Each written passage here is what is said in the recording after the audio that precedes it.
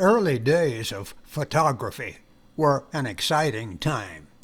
Inventions and discoveries were coming thick and fast. And it's interesting to notice how many of the early photographic pioneers had been artists of one kind or another before they took up the newer craft. Louis Daguerre, the inventor of the daguerreotype process, had earlier been a stage set designer and a painter, producing works of breathtaking realism. Scotland's most notable photographer in those days was David Octavius Hill, whose work in the calotype process remains unsurpassed to this day. But he had started out as a landscape artist, turning out works like this one. It may seem strange to see the name of Samuel Fb Morse on this list. We think of him as the inventor of the electric telegraph. But he had started out as a painter. Here's his portrait of his teacher, Benjamin West. And Morse, who was acquainted with Louis Daguerre, may have been the first American to learn the details of the daguerreotype process, and was certainly among the first Americans to try working it. One of these pioneers who specially interests me is Ferdinand Jean Juber, a Frenchman who lived and worked in England. Juber was a skilled and highly respected engraver. He engraved the images that appeared on a number of British postage stamps of that period, and, interestingly, he engraved the portrait of Jefferson Davis that appeared on a Confederate stamp during the American Civil War. Those stamps were produced in England. But what interests me most about Juber is a process which he worked out for applying photographic images to glass, enamel, or tile in such a way that they could be fired into the surface and made a permanent part of it. Juber's process, with many later modifications and improvements, became widely known in the latter part of the 19th century. Descriptions of it appeared in books, in English, French, and German, and for a time it seems to have been widely practiced. But in the course of the 20th century, it was heard of less and less. I became interested in this process in the 1980s, and since about 1986 I've been using it, with some changes and adaptations, to make tiles like these.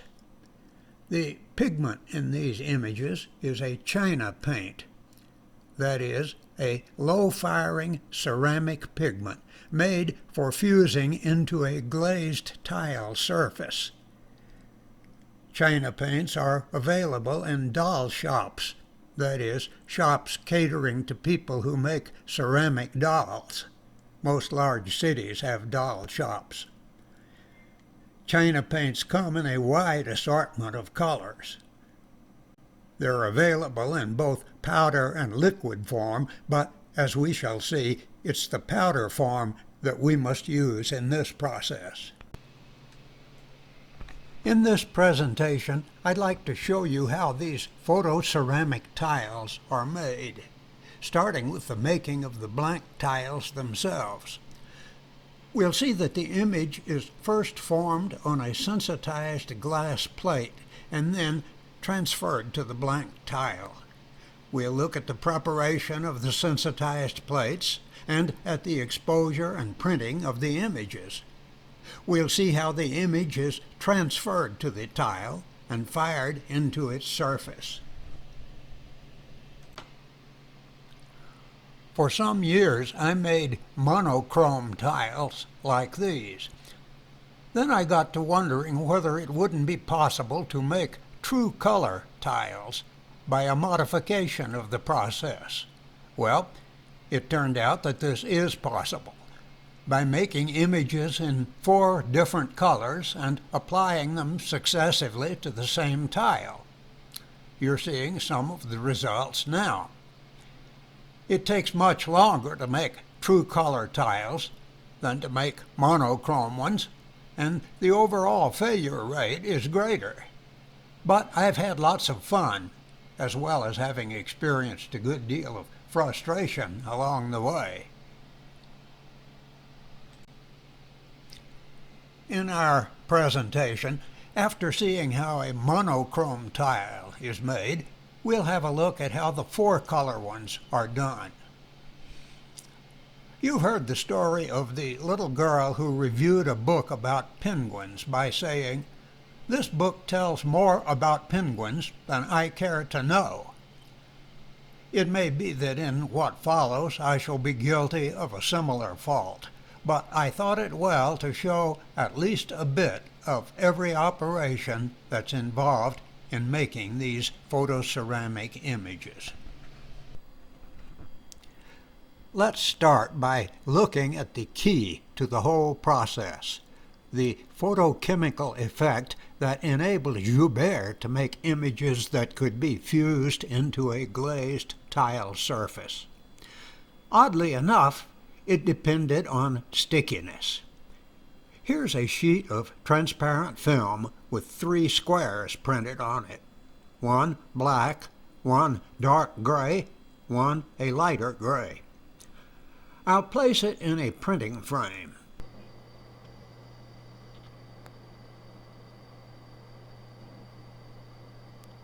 And then I'll lay down on top of it this glass plate, which has been coated with a mixture of gelatin, sugar, and ammonium dichromate. I'll put a back on the frame to hold everything in place.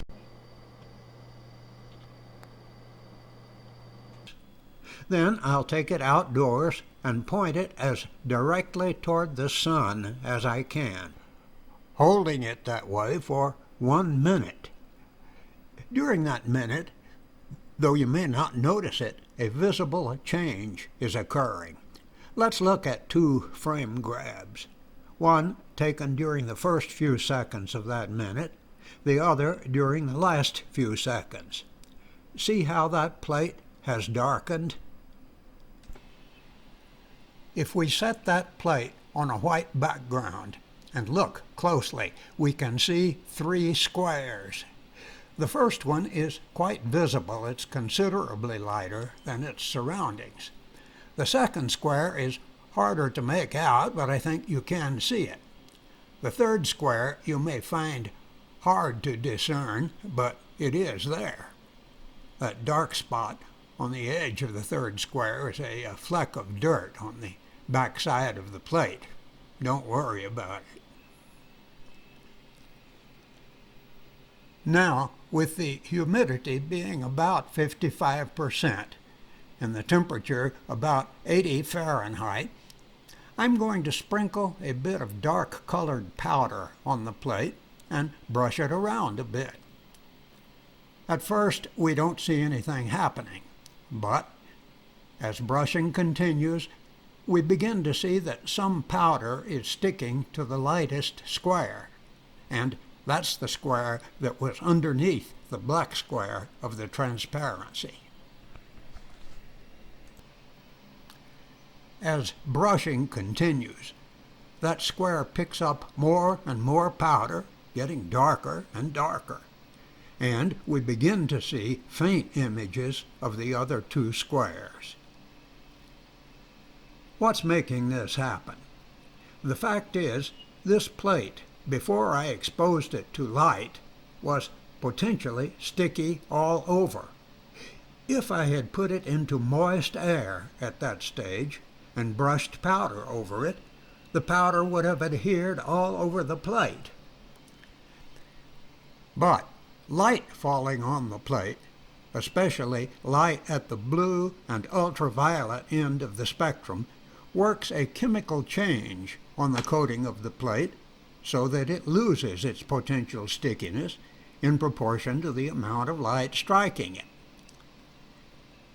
This effect is the basis of what came to be called the Dichromate Powder-Printing process, or sometimes the dusting on process.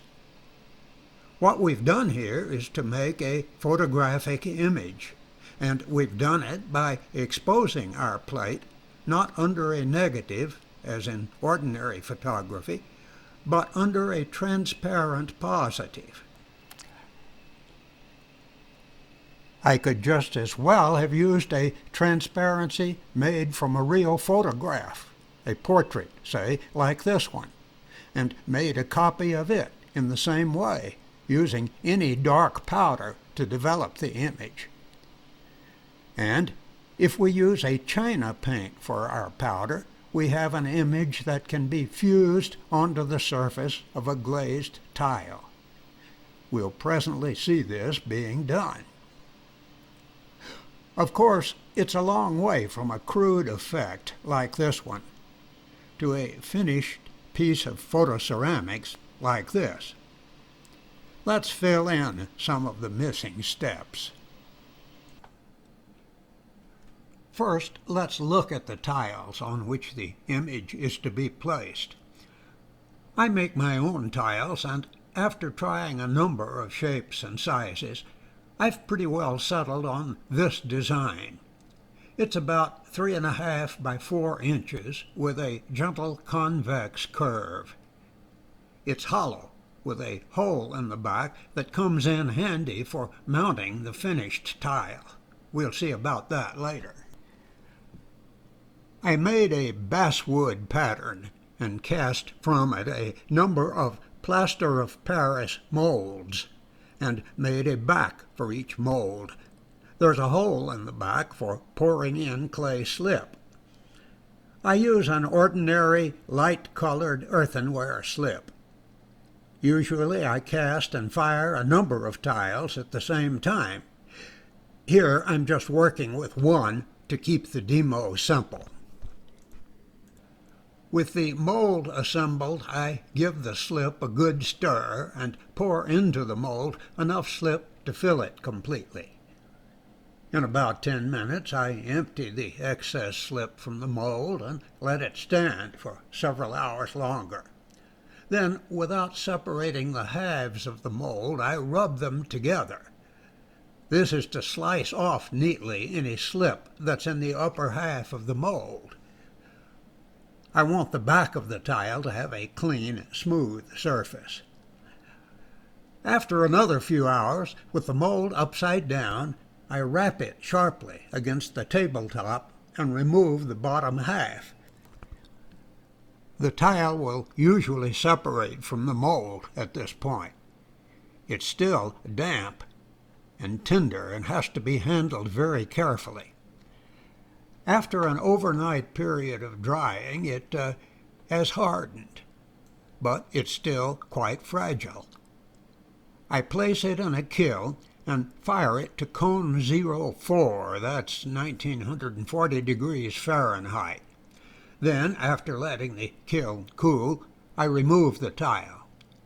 It was gray when we put it in the kiln, but now it's white.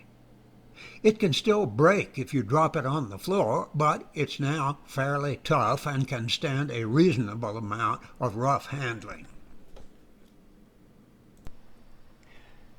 After firing the tiles, I coat them with an ordinary commercial clear glaze. I thin it a little and coat each tile by pouring. After the first coat dries, I apply a second coat, and when that's dry, I fire the tile once more in the kiln.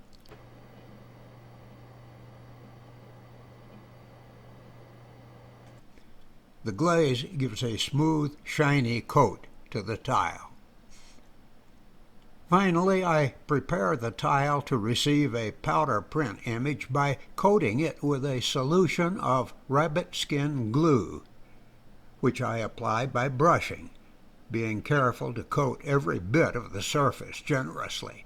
We'll see presently the two purposes which this coating serves.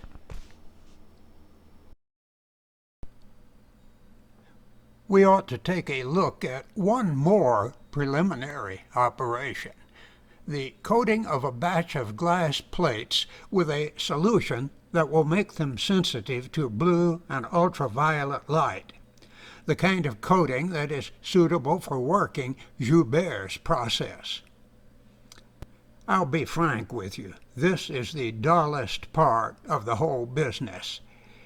I always hate to do it myself, and I won't blame you if you find it a bit tedious to watch. But it is essential to the process, and we need to take a close look at it. I'm going to start with two solutions, which I'll mix and then apply the mixture to the plates. One is called the Organifier.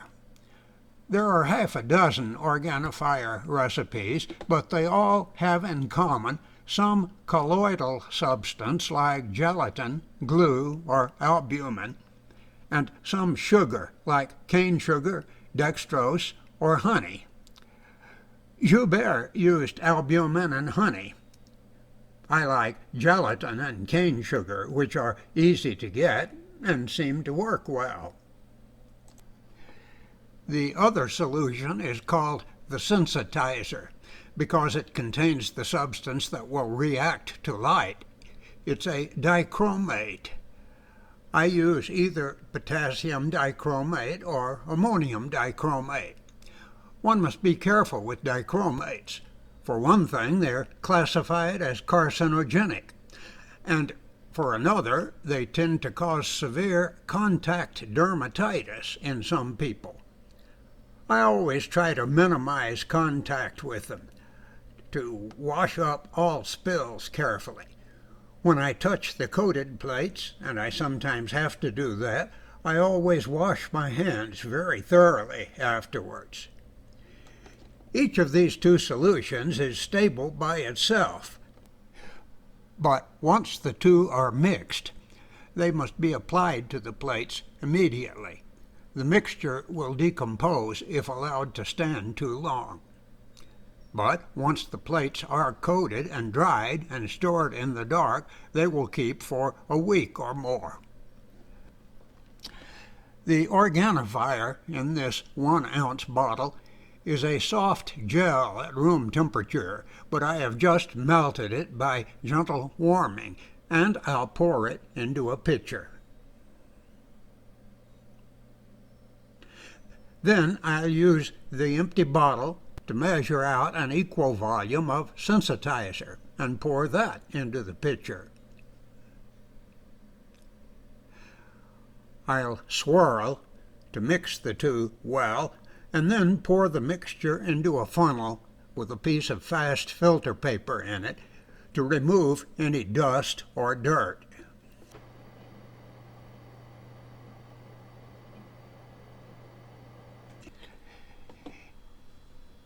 In this container, I've kept a bunch of 4 by 5 inch glass plates soaking in 1:1 nitric acid for several days to get them perfectly clean. Wearing rubber gloves, I'll take them out one by one, rinse them well in hot running water, and place them in another container. It's important to get the plates scrupulously clean before coating them. Otherwise, the sensitizing solution will refuse to spread evenly over the glass surface. After more hot water rinsing, I'll add a little kitchen detergent and fill the container once more with hot water. The plates are now ready to be coated. Let's look at where the coating is to happen. The front part of this setup is a workspace, a box with open sides where I'll handle the plates. The rear part holds a set of shelves where the coated plates will be stored in a stream of warm air to dry and to be kept until they're used. Air is blown into the box after passing through several furnace filters to remove all dust. It enters at the top of the box and is warmed by passing over a pair of heating elements turned to a low voltage. I store the coated plates on small removable trays, which will sit on the shelves in the storage box. Each tray can hold 4 plates, and the shelves can accommodate 10 trays.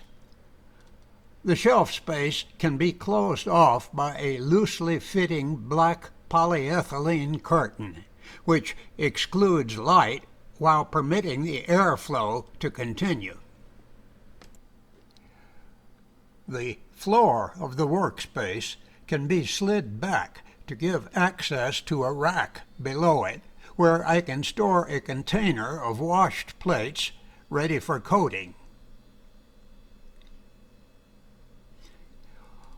Although the sides of the box are open to let me reach in, the flow of filtered air from the inside of the box is pretty effective in keeping the work area free from dust, and dust is a prime enemy in this process. Now, here I come with that container of washed plates, which I'll set in the rack below the work area. From this point on, I'll be working under yellow light, which won't affect the coated plates.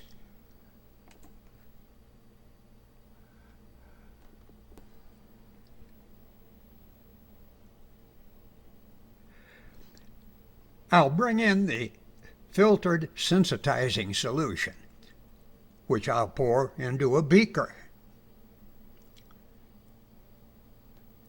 Then I'll set the flask and filter aside, but nearby, because, as we'll see presently, I'll be using them again.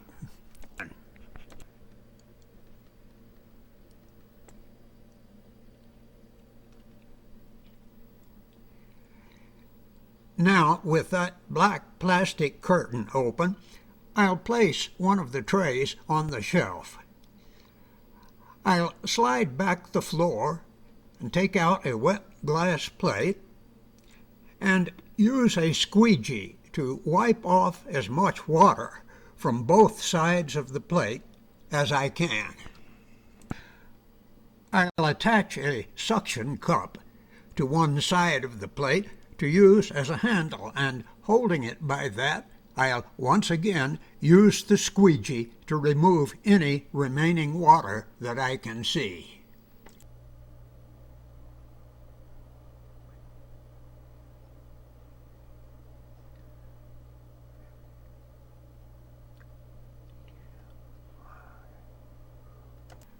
Finally, I'll use a damp cloth held in a clip to wipe the back and the thin edge of the plate all around, being careful not to touch the front of the plate.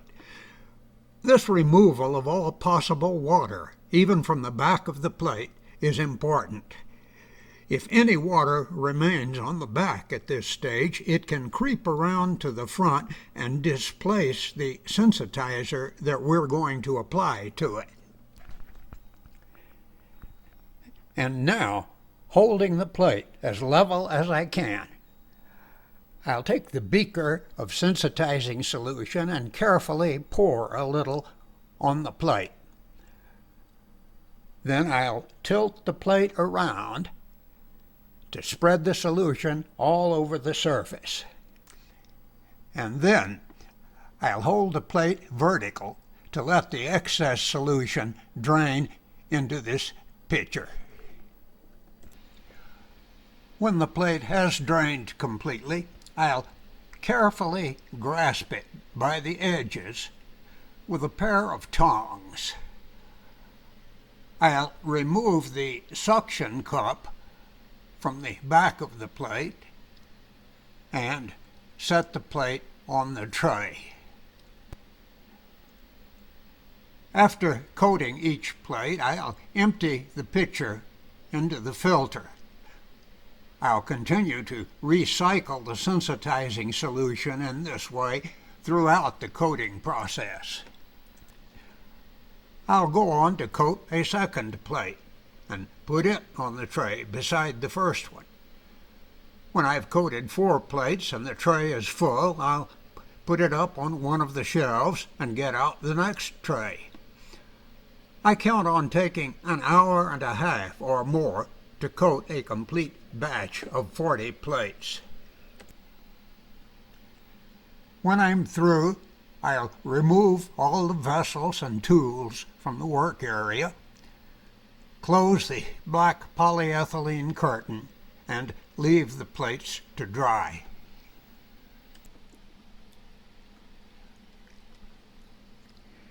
Afterwards, I'll detoxify my leftover sensitizing solution. First, I'll get it all together.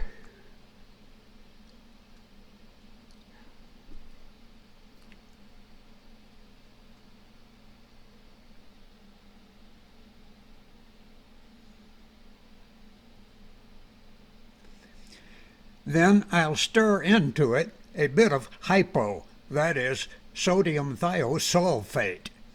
I could use ordinary photographic fixer for this instead.